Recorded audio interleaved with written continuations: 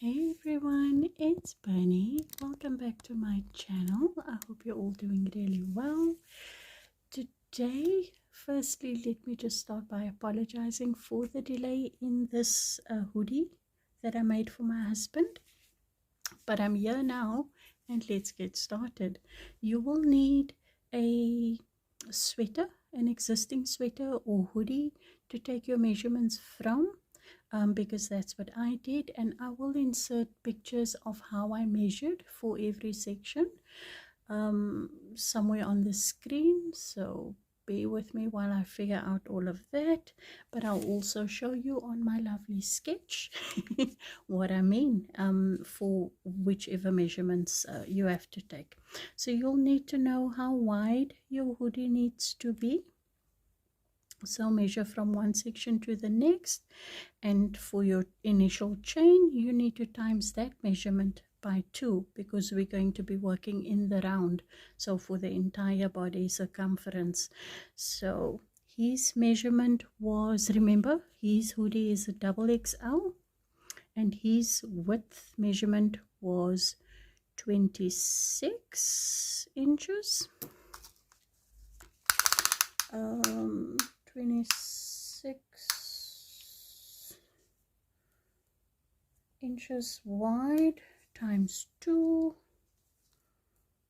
I don't know what that is, 52. So just multiply that by 2. You need to know the length of the hoodie. So from the highest part of your shoulder, measure all the way down to the ribbing. And for my husband's top, this measurement just before the ribbing came to 27 inches and the ribbing was about 3 inches, so I just measured 30. You need the neck opening measurement, and his was 10 inches roughly, almost 11 inches. I just went with 10. The neck to the shoulder edge, you'll need that measurement, and for him that was 7 inches. And then you'll need from the shoulder edge down to the cuff of your sleeve, you'll need that measurement, which for him was roughly 28 inches. So these are the measurements that I worked on. Your chain length, remember we'll be working this from the bottom up. That's the construction. We'll be working first our ribbing, then the body, and then when we reach the arm hole section, or where the armholes need to start, that's where we're going to split the 2 panels, and then we'll be working in rows back and forth for each panel. Back section first and then the front section. But that is not an issue for now. For now, we'll be working bottom up in the round. So we will need the initial chain length that you will need. For that you'll need that measurement. So for my 26 inches multiplied by 2, I chained up a total of 164. All you want to do is have an even number for your chain length, and I'm going to place a picture here to show you what how you need to just lay out your chain across your existing sweater or hoodie, just in a flat manner, so that without stretching. So that is what you want to do. So 164 as always. I will be working on a sample piece. I've already done the ribbing for this sample piece, but I'm going to start off with you just on a much smaller scale, just to show you what I mean. So I'm just going to do a length of 30, and I'll be in the description box below. As always, please check out all the materials and supplies that I used.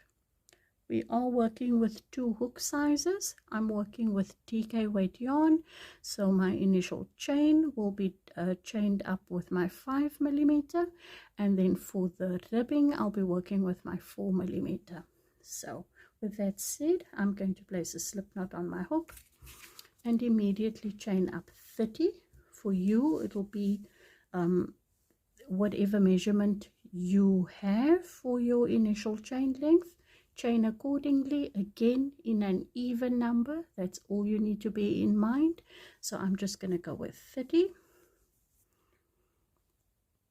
And my little trick, because we'll be working in a circle, is to just go into this first chain, go back into my working chain, and continue with my chain length of 30 chains for this sample. I've chained up 30 and I'm simply going to slip my yarn through and chain 1, and then switch over to my 4mm hook, and immediately in the back bump, the second back bump from the hook, sorry, not the second, the first bump you see, you're simply going to be placing a single crochet in every back bump of this chain. For me, I should have a total of 30. You will have the exact number of single crochet as the stitches were that you chained up initially. So whether that was 100, 120, you need to have the same amount of single crochet stitches.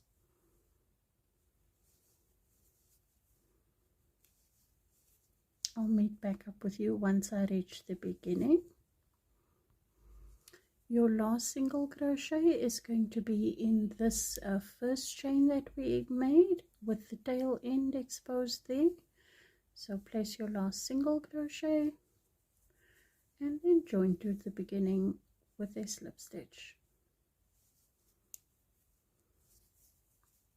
For the ribbing and only for the ribbing, our start, we will do a chain 2, yarn over, and we're going to be placing a double crochet in every stitch around. Again, counting the chain 2, you will have the same amount of stitches as your chain length started with. So for me, I should have 30 double crochet including that chain 2 once I reach the beginning. So I will meet you there. I have my 30 stitches and I am simply going to slip stitch to the top of that chain 2. I'll chain 2 again and then immediately start with a front post double crochet and then a back post double crochet, which simply means yarn over, go around the post and complete a double crochet. Yarn over, push the post to the back and complete a double crochet. This is the ribbing that you will do for approximately 8 to 10 rows depending on how wide you want your ribbing to be. I think I went to 8 rows for my measurement of 3 inches, and it wasn't an exact 3 inches, and I will insert a picture to show you that. I think it was like 2 point something something, but I think I did 8 rows exactly. So you will then do your ribbing for however long you want, and I'm going to, after the end of this row, I'm going to switch over to the gray sample piece that I had already started so that we can go into the stitch work for the body of the garment.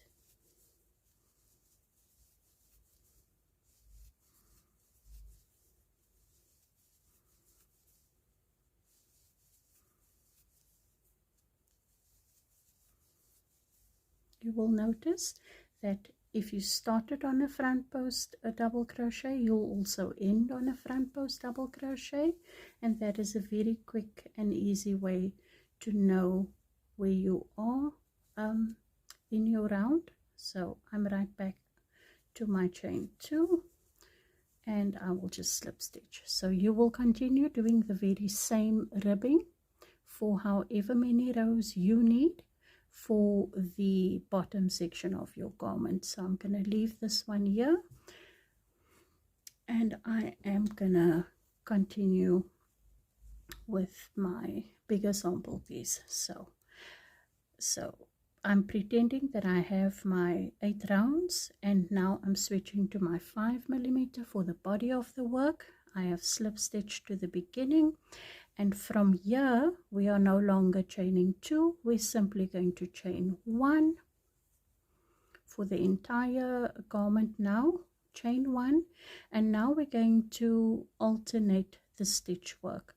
It's still going to feel like you're working on the ribbing, but the stitch that we'll be doing is called a rice stitch, or a seedling stitch, I think is the other name, which is simply alternate rows of front post back post stitches. So in this round we're going to make all the front post stitches back post stitches, and all the back post stitches will become front post stitches.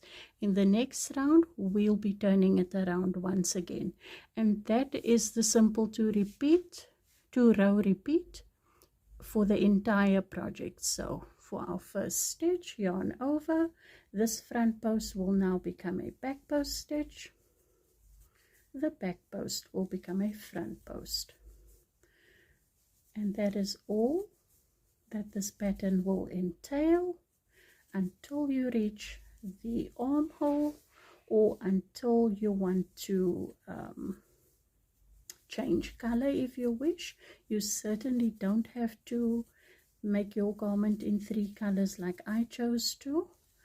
That is just what we decided on, my husband and myself, and so that is what I went with. You can do this in 1 color, you can do this in a variegated yarn. I think that might be really cool. Choose whatever you like, make the garment your own, and most importantly, just have fun while working on it.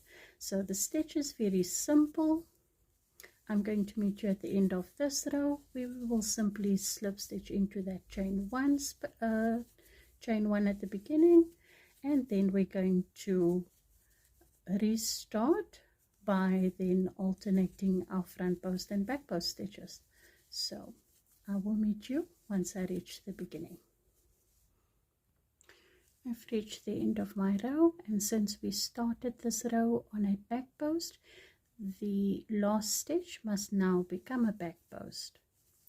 And then I'm simply going to join to my chain 1 with a slip stitch, chain 1, and then start again by alternating. This back post stitch will now become a front post, and the front post will become a back post. That is the 2 row repeat that you will do throughout the entire garment. As I've already stated, you will do this if you are changing colors until you reach the length or height of your first panel, whichever color you've chosen.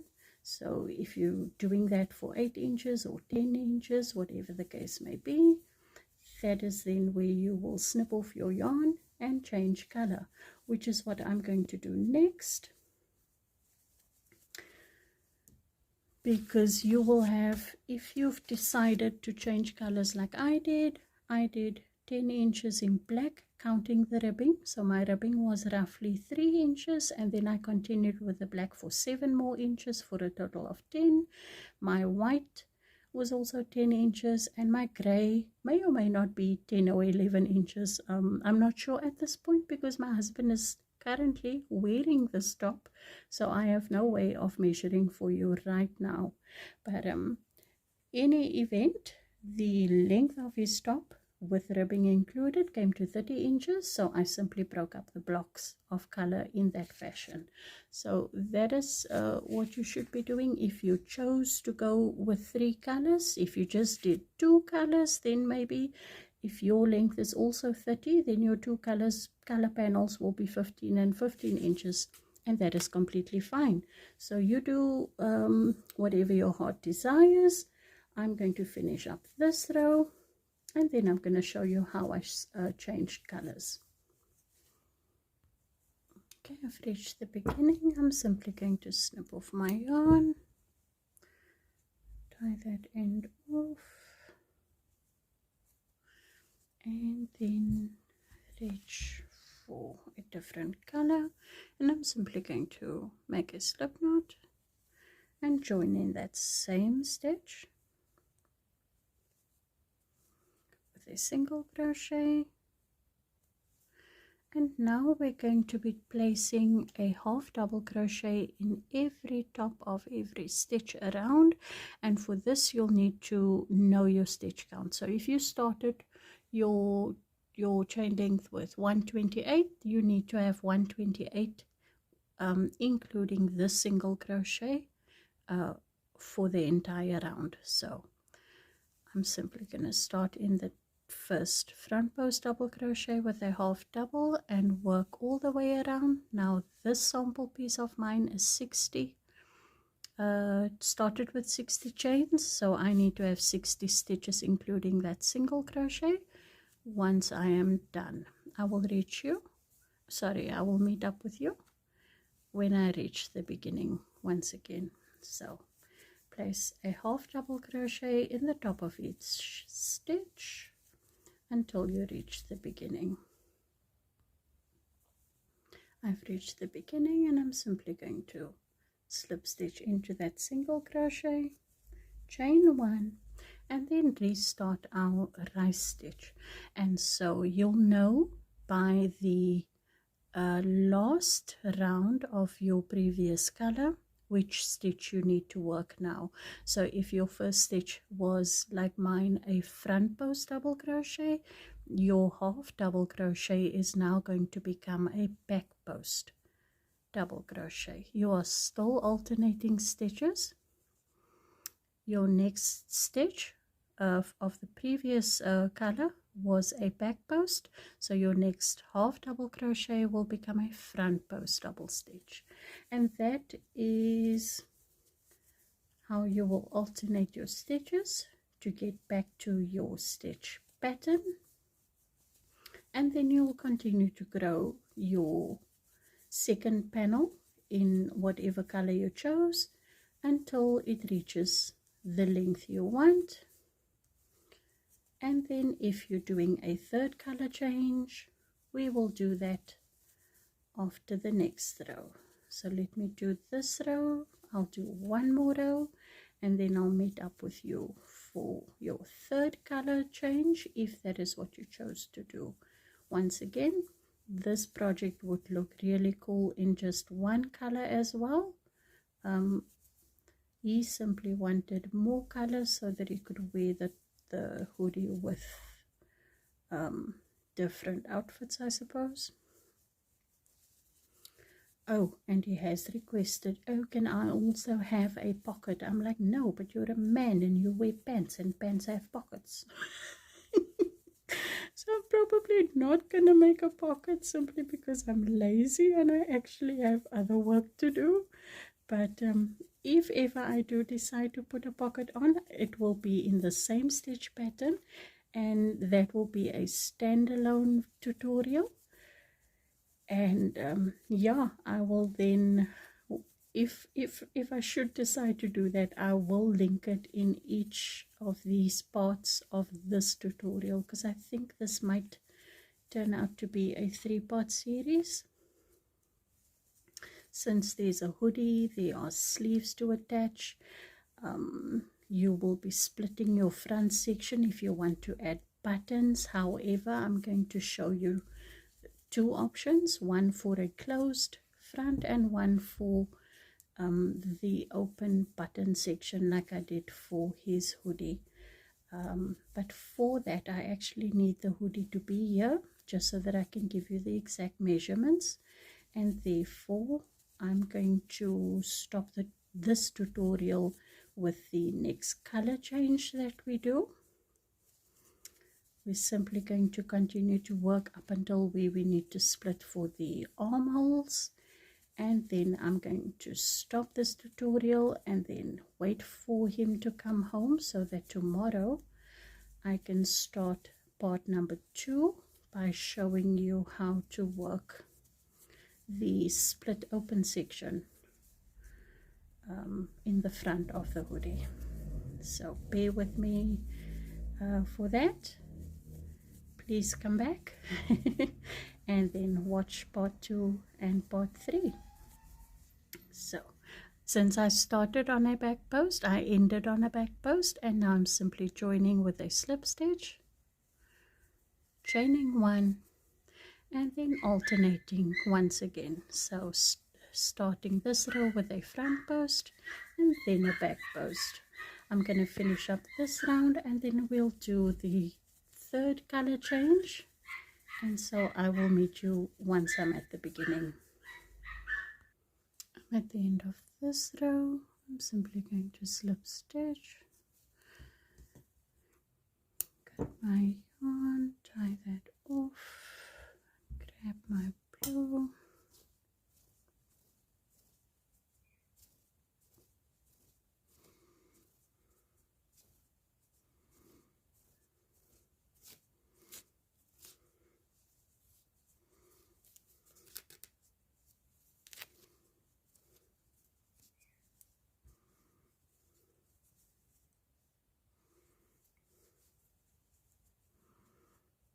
joining in that same space with a single crochet, and once again I'm going to double crochet, half double crochet into the top of every stitch around until I have 60 stitches once again for the sample piece. So you should be doing the same. You should have the same stitch count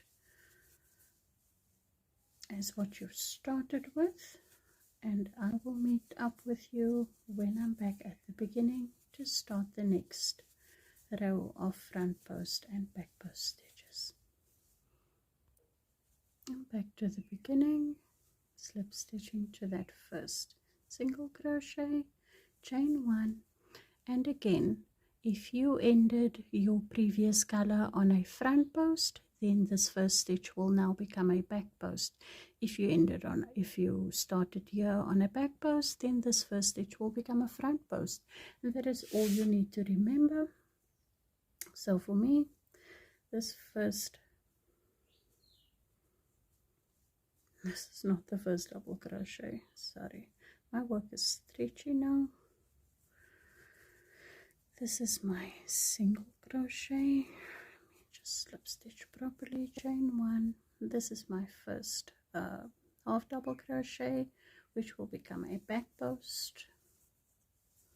The next one, a front post. I will do this row and then a second row, and then we will go from there. Okay, so if you have decided to change colors, then this is something of what your work should look like.